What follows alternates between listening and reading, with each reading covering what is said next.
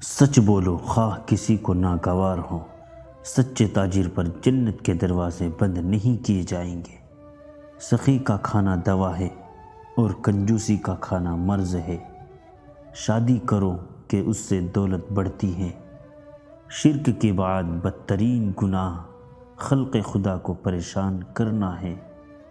شہید کے سب گناہ معاف ہوں گے سوائے قرض کے۔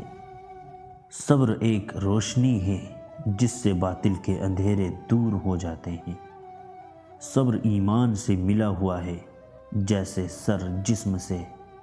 صدقہ گناہوں کو ایسے ہی بجھا دیتا ہے جیسے پانی آگ کو۔